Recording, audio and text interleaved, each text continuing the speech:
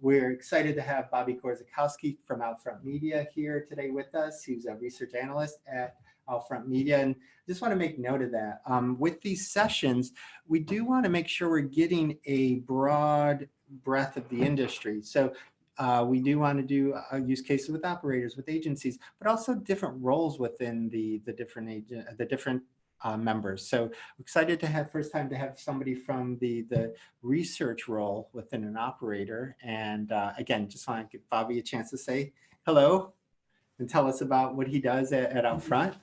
Yes, well, thank you, Scott and Brian, for letting me join the call today. Very excited to be here. But yeah, at OUTFRONT, I'm on our research department or research team. So we handle a variety of different things, but largely we are helping our sales teams with guiding their media recommendations and media planning, whether that be through different types of data, reporting, heat maps, etc. So kind of help guiding that discussion, but also, definitely leveraging Geopath data. And we tend to be pretty in the weeds with the different metrics, which I know we'll get into later today. So I think this will be a good chance to. So for example, if a RFP comes in the door, a sales rep may reach out to you and ask for help with that. Is that how? Yeah, depending on what the RFP entails, different data points they might need. If it's a demo, if it's a POI targeting, we might help with some of that information. Not every RFP crosses our path, but we do see a large part with national and local buys, different types of clients and industries. So cool, wide range. Cool, great. And you also reminded me that I did this again. If you do have questions, please ask them in the question widget in the Zoom module. And also I do want to introduce Brian. He's always here with me, Brian Schopper, who did a great job with the walkthrough yesterday. So thank you and welcome as well. And he'll be here with us monitoring questions and making sure we're not missing anybody's questions that come in. So want to jump into the use case. So this one, as we were talking and trying to develop the use case with Bobby over the course of the last few weeks, we realized, we wanted to focus on a different category. And we also wanted to, one of the key things we also want to talk about is the idea of marrying the data with local market knowledge, because there's a lot of data that you can pull from Geopath Insights now. But there is a tremendous amount of local market knowledge that our members all have. And we want to make sure that we're highlighting that really helps in the decision making. It's not just the data driving and being the sole decision maker. There's an art and a science to it. And that's part of what we want to also talk about on today's use case. So just a little bit of background and research that we did and to set up the use case. So this is about, as I said, a new luxury fashion brand called Maza, and you may never have heard about it, but that's because it doesn't exist. So this is a made-up brand that we want to use to help demonstrate this use case. Not that we're not going to tie it to reality, because we are setting this up as a new brand. They want to establish themselves in New York City and other kind of markets around the country, but specifically New York City. And they're a brand that's going to compete with Gucci, Prada, focusing and trying to reach that really young, trendy urbanites across the market. And to do that, we wanted to do some background research and really understand what research is out there about what's Gucci doing or some of the other brands, or how do they define this target? And this is a step that, if maybe the agency, if this RFP came directly to an agency, maybe they would be doing this, or maybe Bobby, if it came to OUTFRONT, maybe would it be reasonable that you might be doing this to, especially since it's a new brand, helping them understand their market and things like that? Yeah, our teams, if we are working with the client directly, they definitely want to have almost like a discovery meeting and really understand their campaign goals, their demographic, target markets, etc. And yeah, so this could be both from an agency or right. So either side. So this is some pre-work that may be done, and we wanted to replicate that. So we went out there and did some of that research and saw like where Gucci's going. And so they're really focusing on a mix of demographics and psychographics. So that's really key for us as we were starting down our path to really understand this case study. And they're very selective in their targeting strategy. And so again, felt both of these factors really tied in nicely to our Maza brand. and really help guide the kind of audience selection, so to speak.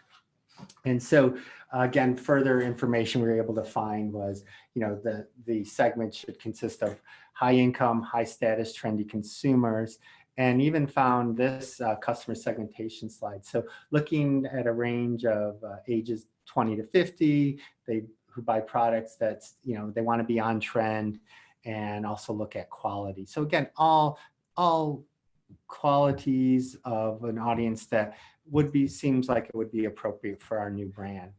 And so we did some research and we looked at all the different audiences available and really settled on the one called Prism Premier segment called Young Digerati. And we thought this was really great because we haven't had a chance to really talk about these Prism Premier segments much on these use cases. And so we wanted to do that today. So this Young Digerati, and you can pull this right out of the Insight Suite. They're tech savvy, live in fashionable neighborhoods on the urban fringe, affluent, highly educated, and you can see their age range kind of fits with the target, and again, fairly affluent in their median household income as well. And so that leads us to our actual, the use case details. So I want to kind of just set out the example of the use case. So again, client, the high-end fashion brand, Maza, talked a lot about this already. So they want to target a young audience of trendy and fluid individuals. And then they want to be very selective in their buying, opting for high-impact placements in fashionable, trendy neighborhoods and high volume areas to create awareness.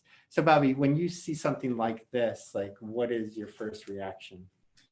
Yeah, there's definitely a few things I think that stand out right off the bat for the operator, knowing one, the high impact placement. That kind of is a little subjective to understand what is high impact. Is that going to be high impression counts? Is that going to be a high reach in the market? Or could that be just a high percent comp index of the board? So, that your board is really a good quality of reaching your audience. So that's obviously, we'll get into that in a little bit. But the other thing too is the fashionable, trendy neighborhoods. And as you mentioned, there's definitely a lot of local market knowledge that comes into planning for out of home. And right off the bat, in New York, especially fashionable areas, you kind of think Soho right off the bat. Mm-hmm. And it'll be interesting to see what the data shows when we start pulling this to see if that kind of reaffirms Soho or if there's new opportunities within the market that maybe were overlooked. So those are two big standouts. Of course, understanding which formats they're interested in, the market and the target. At the same time, too, maybe if we find that other media could over-index for a target, there might be an opportunity to have that discussion. But for the purposes today, we'll stick to bulletins and walls. Okay. Yeah, and we're looking at bulletins and walls, and in your mind, does that kind of speak to high impact in a certain way?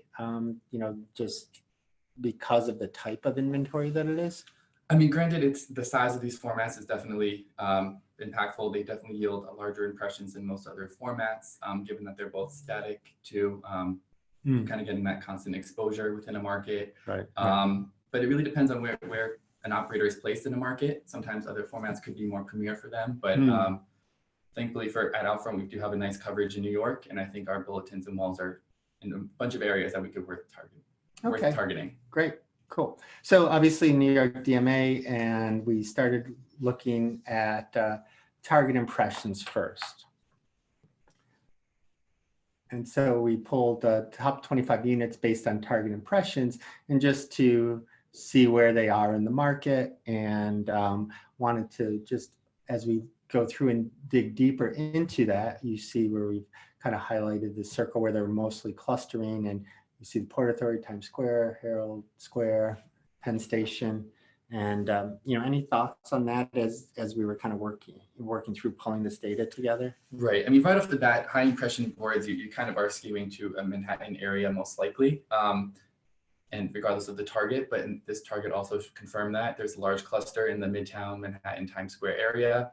Obviously, these points of interest are big hubs for either people to visit or to come into the city. So Penn Station, Port Authority, big transit hubs, the retail hub of Herald Square. That's where the main cluster was, but there are even a few units down in the meatpacking area in the bottom left that could be of interest. There's a wall, looks like right by the Midtown Tunnel, and there's even a bulletin by the Queensboro Bridge, also arteries into Manhattan. So might be stuff that we kind of already assumed, but it's interesting to see that it does skew more into the Times Square, Midtown West area. Right. And you made a good point too, because we were looking at the DMA, and the New York DMA is not just Manhattan, as much as we might like to think about that it is living in Manhattan, but it is other parts of the tri-state area, so to speak. So it is a good point that, they are making note that they are kind of clustered in the New York City area. So that was also another interesting finding that we thought, because we thought we might see a little bit more out maybe near Short Hills or things like that, again, knowing the market, but this is what we saw. And then the next thing we looked at is reach, and reach is always interesting, I would gather from your perspective. So any just initial thoughts as we're so this was the initial poll. Again, we did the same thing, again, more for comparison. So we looked at the top 25 based on a target of reach, and we'll just show where they are showing up right here across the market area. Yeah, so we still see a lot of similar arteries throughout the market. A lot of, looks like a cluster in Midtown Manhattan, which is kind of similar to the target impressions. It does seem that there's a bit more dispersion with these units, which I think is very important for reach. Obviously, you can have a lot of impactful boards in Times Square, but you're reaching pretty much the same audience with each of, or similar audiences with each of those boards. Versus here, we have a unit up in the Bruckner Expressway, which might be good for targeting like a Westchester or Connecticut crowd traveling in. You see we have a few arteries within Brooklyn and Queens, and kind of all leading into Manhattan, where we have a handful of units too. So it's definitely going to be important to have some disparity in the market when you're trying to go for a reach goal, if that is what high impact might mean for that particular client. But it's interesting to still see there's a lot of overlap too with the impression list. And when you're focusing on reach as a metric, it feels like there's a lot more to do with it, right? You probably wouldn't just take this. It looks great. It's dispersed more so than the other target impressions, but that's not where you leave it, right? Right. Yeah. Reach is definitely a trickier metric to plan for, just because you can't just add the reach together. It's a duplication issue there. But with impressions and TRPs, you could just combine those for the units in question. So this would be something you kind of have to play around with and see, maybe we want to not use all the units in Manhattan, or focus on other, maybe the top 50 then, to kind of see like a larger pool of units to pull from and play around with. But given some of these, like the Bruckner Expressway unit, looks like that's probably a more unique reach to some of these other units than a Queens Midtown Expressway or a Belt Parkway. So this does lead a good conversation and guides you in the right direction, but it does take a little trial and error too. Okay, so this is literally just the starting point if you're working with reach, right? Right, exactly. Okay, and then also looking at the reach poll, still showing up with some units in those major hubs within the city, so Penn Station, Port Authority, Herald Square near Macy's, Times Square, etc. So again, that's something you would have expected, or does that speak to you in any other way? That area of Manhattan and New York in general, it's definitely a high traffic area. So of course you're getting a lot of people coming in from either the Connecticut, Westchester, largely on this west side would be more New Jersey. It could still be Long Island targeting, and then obviously the 5 boroughs. So it's understandable that these are going to be high reach units. I guess if we had a reach goal to plan for, though, we probably wouldn't want to choose too many within this area. For that same disparity reason that we were just speaking to. And also too, that's another good point you brought up. I'd mentioned just a moment ago about, the DMA is large, and, maybe we might have expected some units to be in New Jersey, but to your point, we are reaching people from those markets already, right? Because of how people travel and how people move across the market and the DMA itself. So that is a good point. It definitely wouldn't hurt to have units maybe in New Jersey if you were kind of planning for the DMA as well. But to what you just said too, it's the audience might be traveling into the city as well, and you're targeting them right here with these same units. Cool. All right. So the next metric we looked at is target composition. So looking at that, and again on these webinars, we often talk about composition as kind of that level of efficiency in reaching your audience. So this is where we this is what the top, again, for comparison, we looked at the top 25 units based on target comp percent and saw a different distribution, slightly different distribution within the market.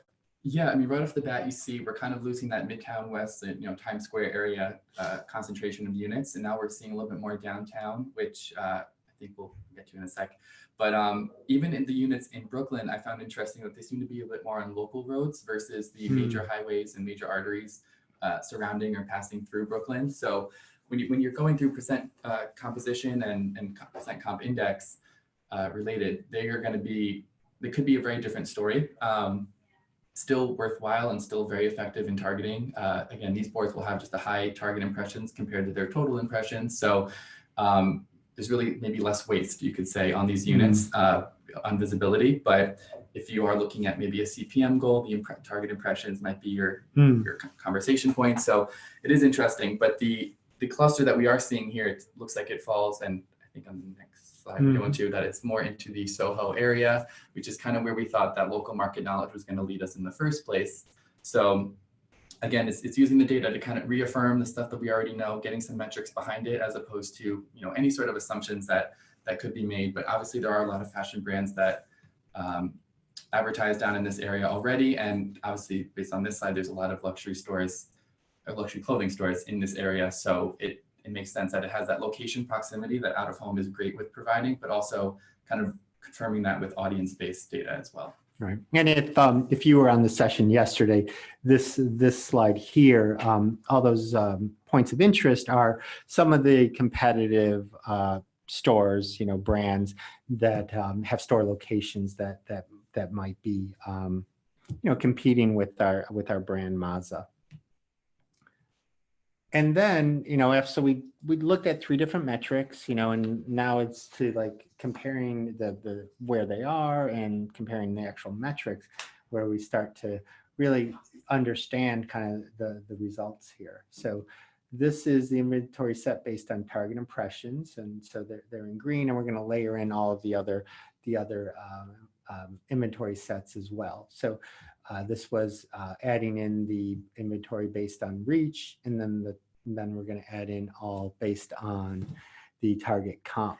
So as you look at this map here, Bobby, any initial thoughts? I don't want to put you on the spot, but anything that's speaking to you when you see this set of how they're each very distinct, right? And what they're doing. I mean, as we saw with the initial polls, it looks like there was some more overlap with the reach and impression lists, but there still is some disparity between those lists, and obviously the percent composition list being most unique compared to the other 2. We do see we have a New Jersey unit, so that kind of helps tell that story, as well as the other outer boroughs that we were looking at.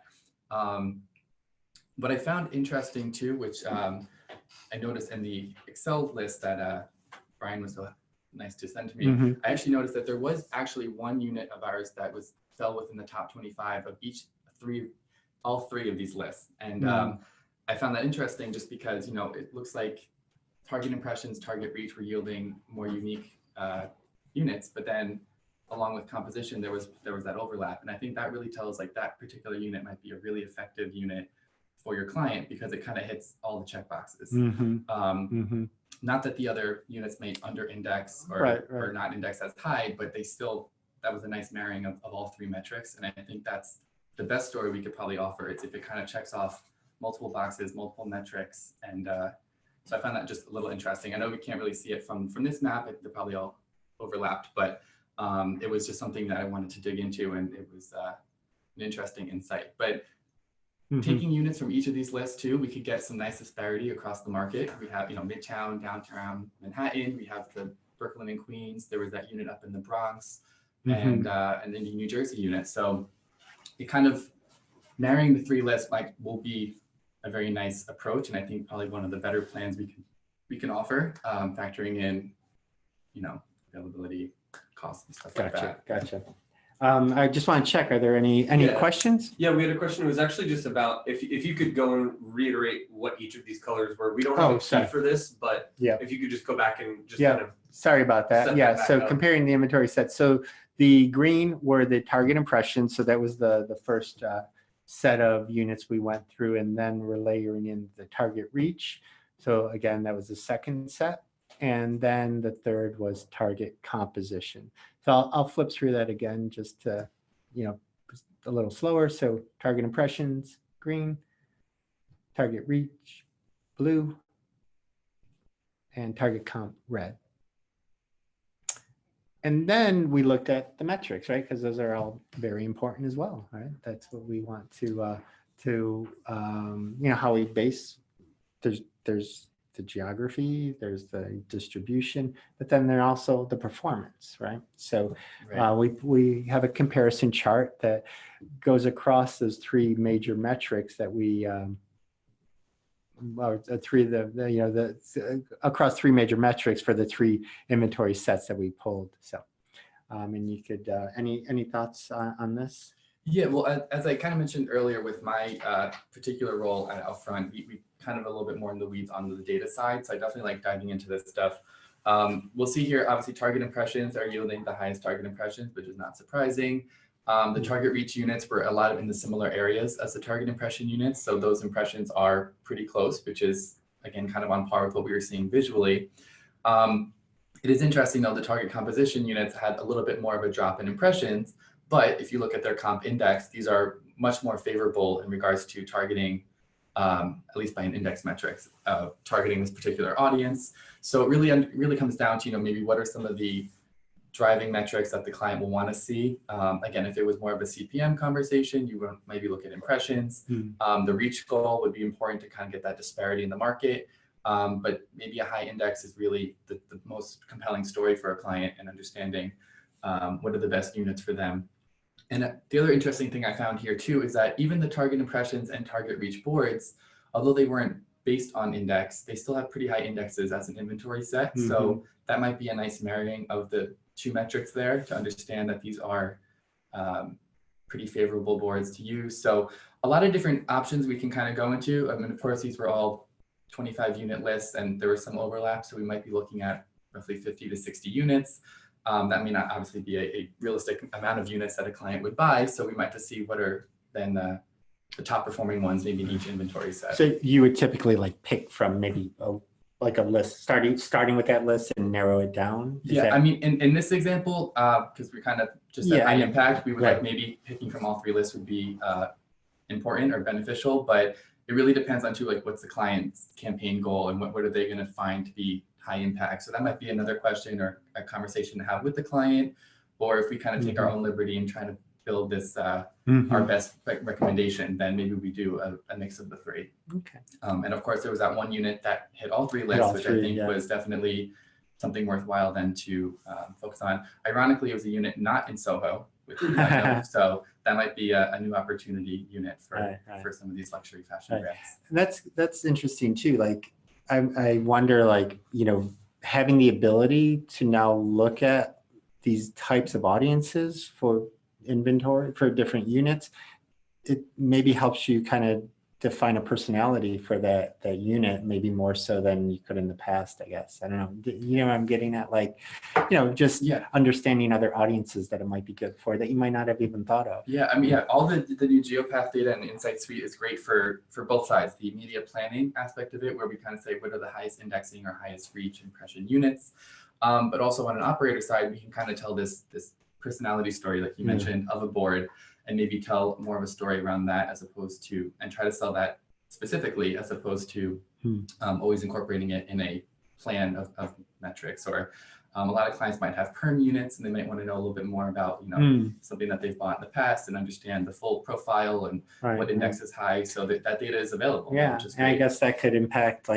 communication, right? Do I change my messaging throughout the year, knowing that maybe certain audiences are also passing by this? And that is something I'm sure for the industry it's big, but especially at OUTFRONT, we definitely push for important is creative, regardless of your placement, which is also an important part of the buy. You want good creative, so with your messaging. So if you're finding that your audience might skew a certain way, maybe you adjust that messaging to a certain whatever that may be, whether it's just visually or the copy. But inventory plays a large part of this. So we have the mix of the audience-led data. We have the location base with near those stores, and then we have the creative. I think tells a really compelling story for a client. Cool. So as we're finishing up, I just want to check and see if there are any other questions that are being asked. Yeah, it was not exactly a question. It was more so a comment. It was the matter of availability, and I guess that this is just kind of in a way this is like a jumping off point for making this into a real campaign. You know, of course, not everything is going to be available, but right. I mean that. What I was saying earlier too, like this might yield maybe 50 or 60 unique units, given the overlap.